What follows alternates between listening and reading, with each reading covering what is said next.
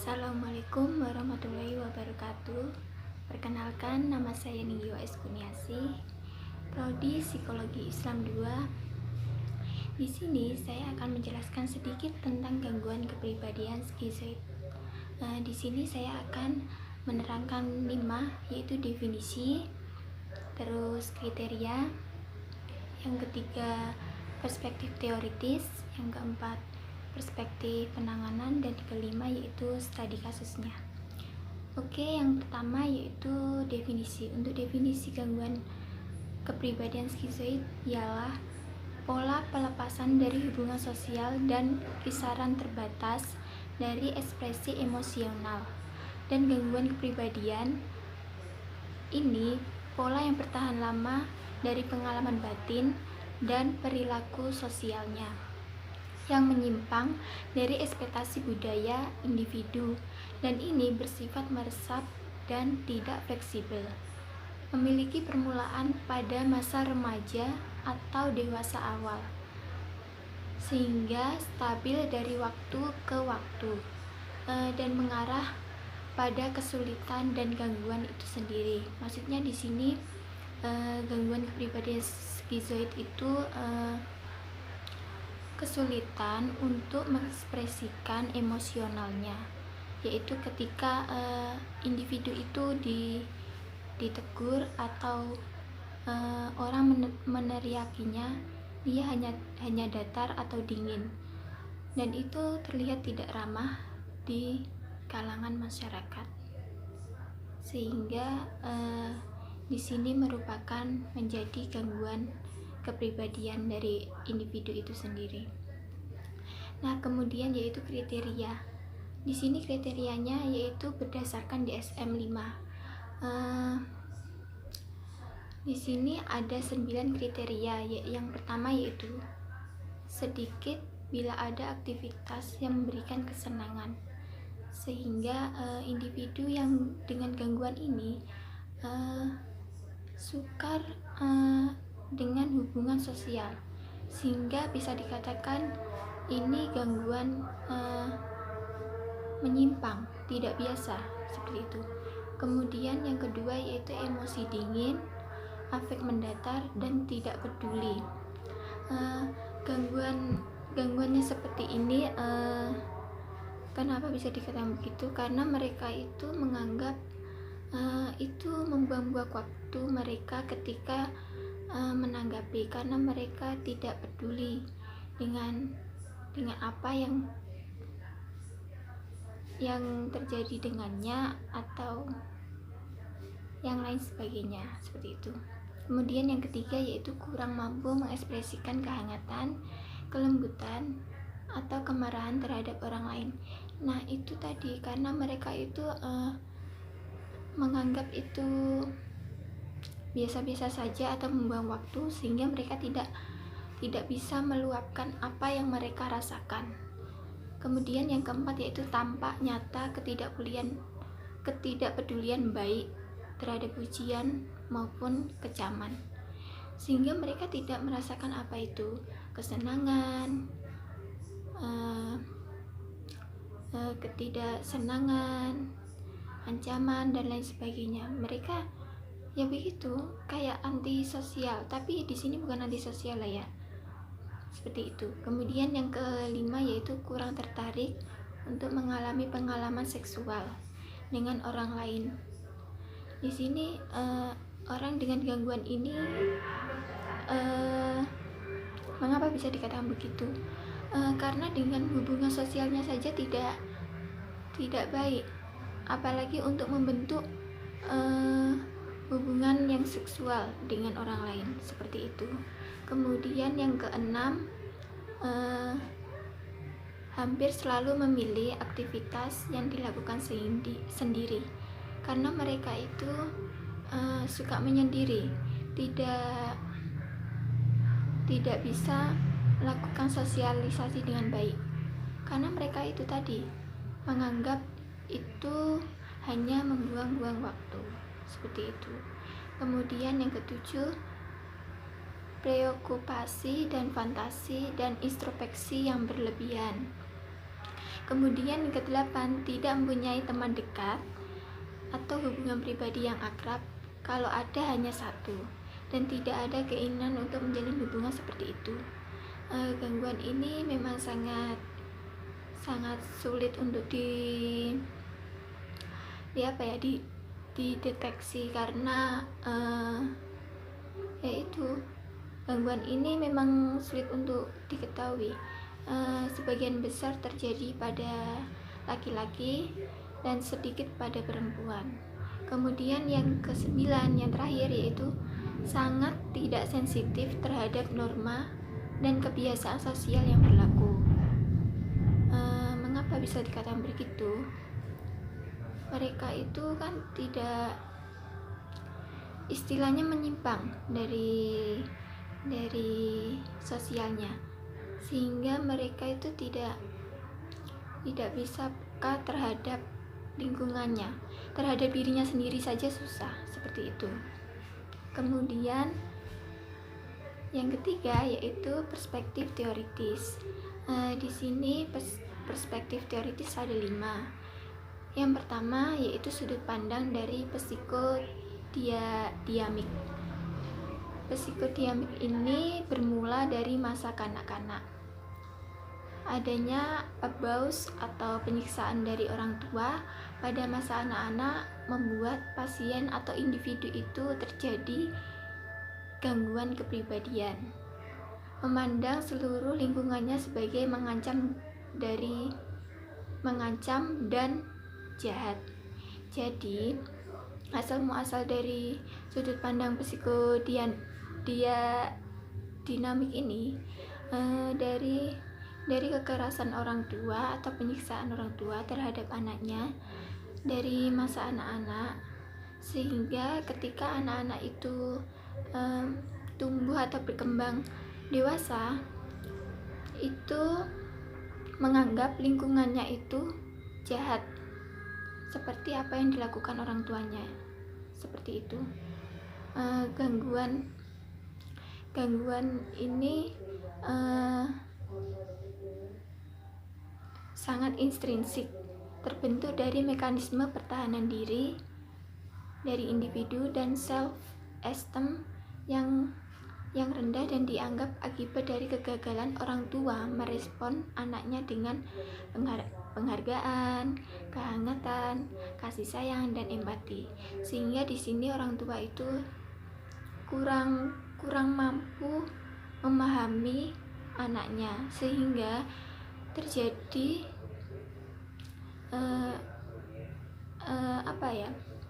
efek kepada anak yang dilakukan orang tuanya tadi yang tidak berkenaan dengan anak itu sendiri atau individu. Kemudian sudut pandang biologis. Di sini sudut pandang biologis terjadi karena faktor genetik diturunkan dari orang tuanya. Asumsi ini paling jelas ditunjukkan individu-individu yang mengalami gangguan kepribadian skizotipal. Selain itu, ditemukan pula sistem saraf pada individu dengan gangguan kepribadian antisosial berbeda dengan individu dengan memiliki gangguan tersebut. Terapi obat tidak secara langsung menangani gangguan kepribadian. Nah, di sini gangguan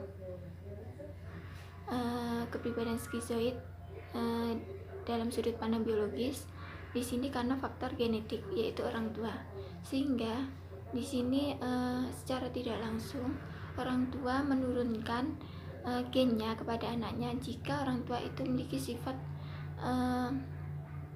kepribadian seperti skizotipal. Nah, itu akan menurun kepada anaknya.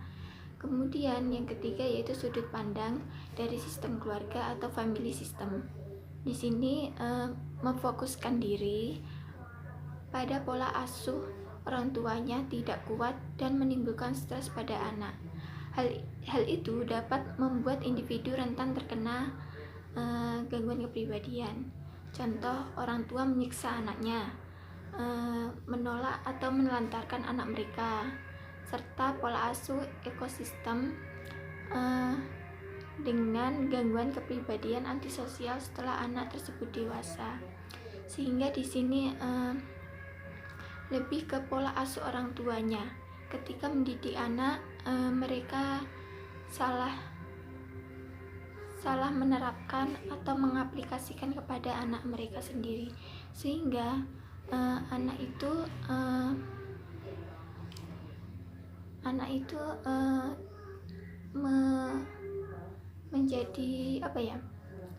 menjadi tertekan dan terkena gangguan kepribadian akibat pola asuh orang tua yang tidak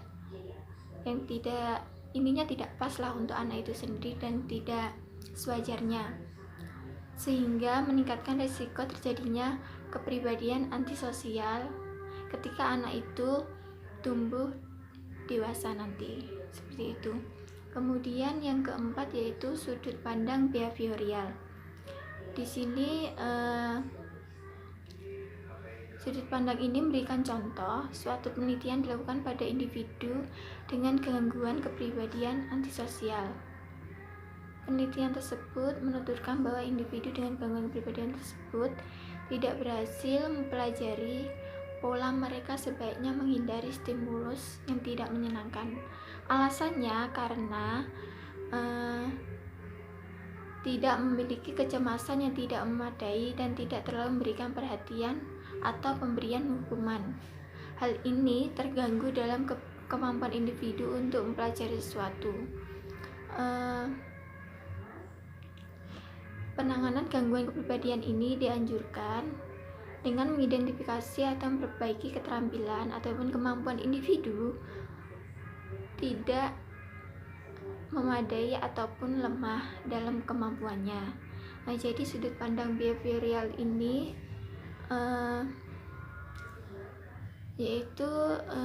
bisa dikatakan juga oleh penelitian yaitu individu dengan gangguan antisosial, karena mereka tidak berhasil atau mempelajari dalam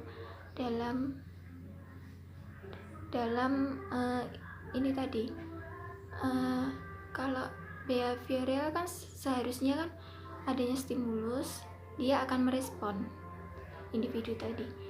Nah, ini berbanding terbalik, individu ini malah menghindari stimulusnya karena stimulus tadi tidak menyenangkan. Jadi mengakibatkan yang tidak baik juga, seperti itu. Kemudian yang terakhir yaitu sudut pandang kognitif. Di sini sudut pandang kognitif menuturkan bahwa terjadi gangguan kepribadian individu memiliki keyakinan belief yang maladaptif mengenai dirinya sendiri, orang lain, maupun lingkungan di sekitarnya. Misalnya, keyakinan bahwa dirinya adalah yang spesial dan orang lain tidak. Apabila terus-menerus ditekankan pada individu tersebut memiliki kecenderungan ke arah yang narsistik. Oleh karena itu, penanganan ini dilakukan dengan membina hubungan pasien terapis dengan erat, sehingga terapis secara bertahap mampu merubah dan memperbaiki keyakinan yang salah pada klien atau klien. Maksudnya di sini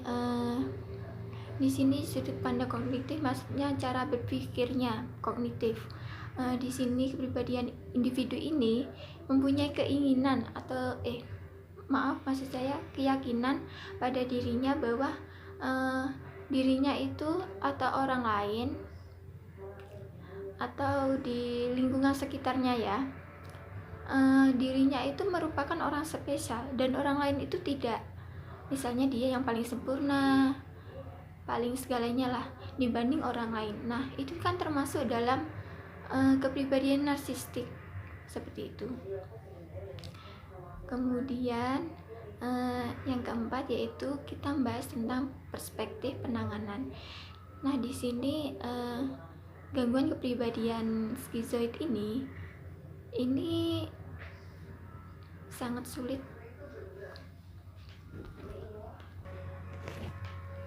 ya.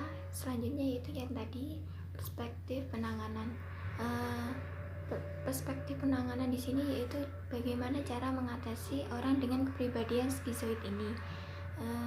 Kepribadian skizoid ini kan orangnya menghindar dengan lingkungan sosialnya. Mereka seperti memilih mundur dengan interaksi sosialnya, sehingga cara terbaik untuk menderita kepribadian ini yaitu dengan terapi perilaku.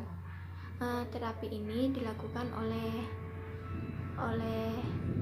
keluarga terdekat, lingkungan terdekat, karena kepribadian ini membutuhkan waktu yang cukup panjang untuk meratapi dirinya sendiri, sehingga tidak mudah untuk langsung bisa merubah orang dengan kepribadian ini, sehingga hanya orang yang terdekatlah bisa membujuk dan lingkungan sekitarnya yang cukup dekat dengan orang ini tadi, seperti itu.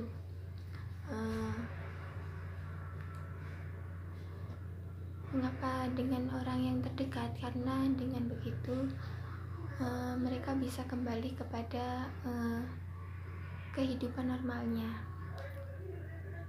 karena mereka kan kurang interaksi sosial, sehingga dengan orang yang terdekat tadi mungkin bisa saja mereka bisa terbuka terhadap dengan orang yang dekat dengan mereka, seperti itu. Yang terakhir yaitu contoh dari gangguan kepribadian ini, yaitu contohnya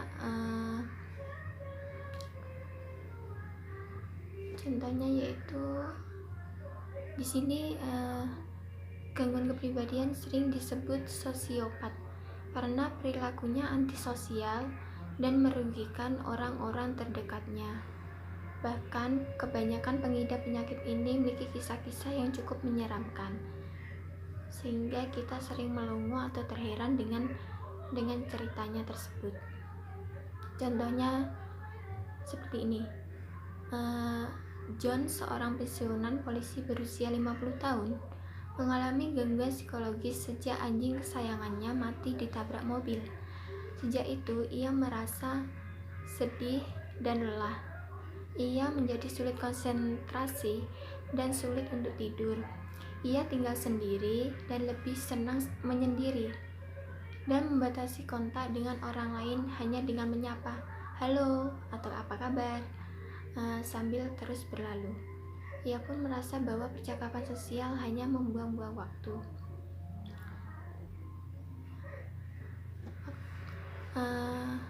Dan merasa canggung jika ada orang lain yang mencoba membina hubungan dengannya, seperti persahabatan atau pertemanan. Ia tidak memiliki minat sosial yang nyata, meskipun ia gemar membaca, melihat berita di TV. Satu-satunya hubungan yang ia miliki ialah dengan anjingnya tadi.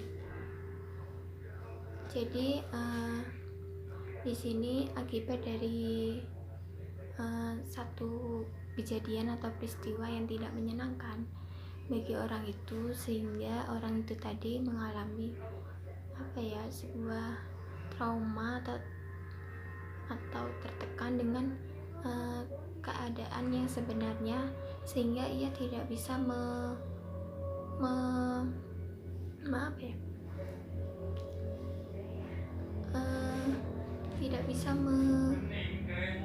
menanggapinya secara nyata bahwa itu benar-benar terjadi.